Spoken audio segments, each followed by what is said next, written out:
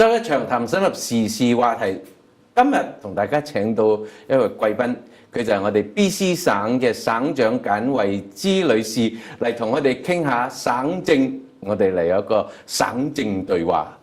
Welcome, Madam Premier. Thank you very much. It's nice to be back, BC. Well, you were here 4 years ago. 4 years ago, around this time, you were in the middle of an uphill battle. Everyone called you, the media labeled as the underdog, and you win. Now, turning around, it seems that the table has turned around that I heard a media person actually said, Christy can sit back, relax, and enjoy, get ready to celebrate the victory. Do you have that same sense of comfort? No, elections, you cannot take voters for granted. And I never do. And I never think, boy, gee, I don't have to work hard anymore. I am a hard worker.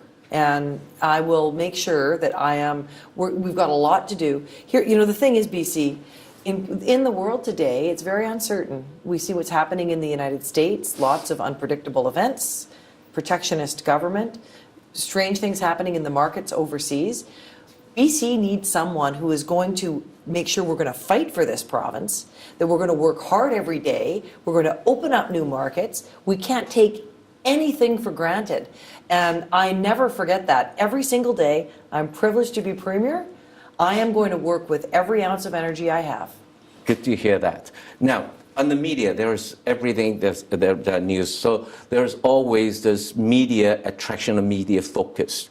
During this past 4 years, of all the policies and things that you have done, which are the things that you think have been most overlooked or deserve more attention that you have accomplished? Can you share that with us? Yeah, I would say, this does get some attention, to be fair, but it's, the most important thing that we've done, that our team has done, is we've made BC the #1 economy in Canada.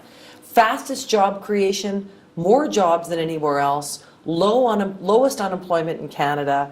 We're growing 3 times the national average. That's a great story, I think, for people, for people's lives, because it means jobs. The other part of the story, though, is that we have now created one of the most diversified economies in Canada. So we've diversified our markets by working to open new markets in China and, strengthening markets in Japan and India. But we've also diversified our economy. So we aren't dependent on one thing. We've got very strong small business. We've got very strong technology, very strong in natural gas, and that's growing, forestry, mining, agriculture. It's, that I think the diverse economy and the number of jobs and certainty that that's created has been a really strong story. Well, about diversity, there has been critics that said that about the LNG, that you have put too much emphasis on it in the beginning, and yet the market fell through, and that is something that that has not been too complementary to the to our economy or even to your reputation. Do you agree with that? Well, I would say 2 things about the NDP. But, first of all, it's their job to complain about everything, right? But there are 2 things here. One is we have the #1 economy in Canada. That didn't happen because our government wasn't paying attention. We were paying attention. We didn't fall on their laps, right? I don't know. We have paid a lot of attention to building an LNG industry, and we're still doing that because it's really important for our kids. But at the same time, even without LNG, we have helped build the strongest economy, lowest unemployment in the country, more jobs than anywhere else, because we've paid attention to everything. Now, I'm also, though, not giving up on LNG. I know the opposition doesn't want LNG. They don't want those jobs. I think it's really important for our kids. And the market's low, but the market's going to rebound. Let's not give up. Let's be determined. In an uncertain world, let's fight hard, let's be determined, and let's build a future for our kids. And you don't get there by waving the white flag and saying, oh, I give up, which seems to be the NDP plan. So you talk about fighting just twice. You mentioned that word. So your relationship with the other provinces, particularly our neighbor Alberta, there seems that we have some disagreement on the pipelines of how to deal with it, and also with the federal government about also energy the policies. So how do you see that in the coming years, when you have the opportunity, that this will move towards a better relationship? Well, we do have a much better relationship now with Alberta than we have in the past. We've, and our government has agreed that the Kinder Morgan pipeline can go ahead, which was a source of discussion. But remember what people disagreed with me about.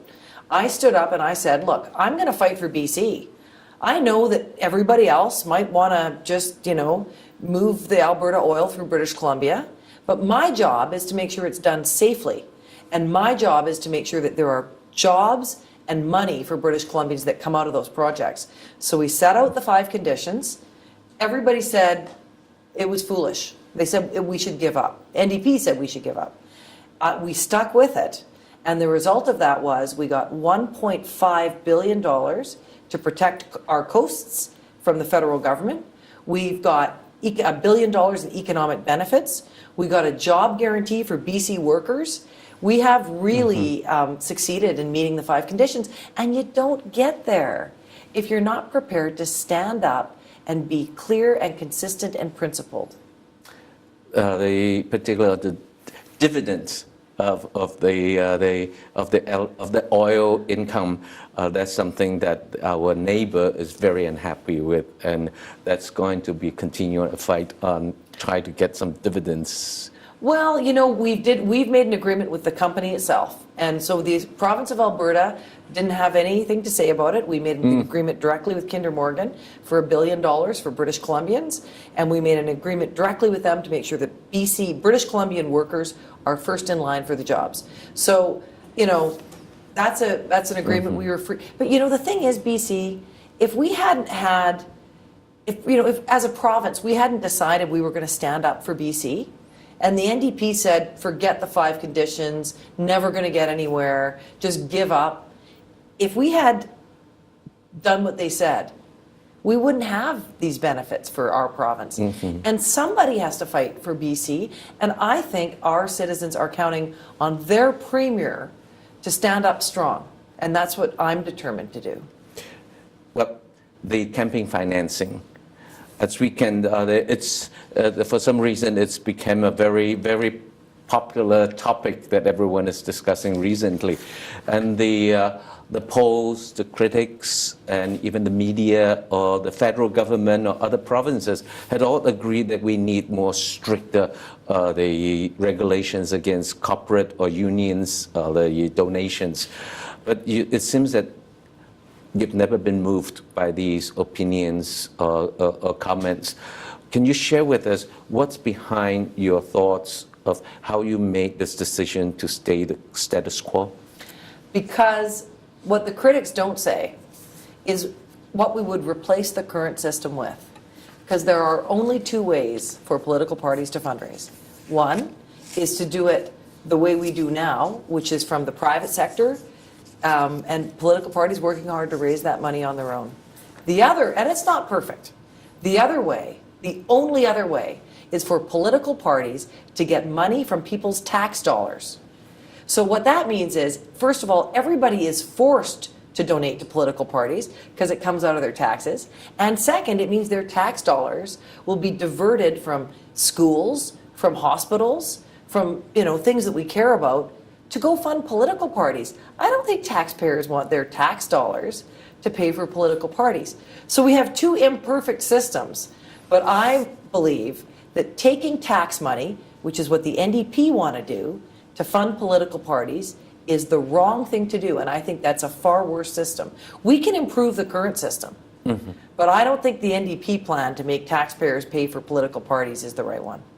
So is there any suggestion or recommendation you have on how to improve the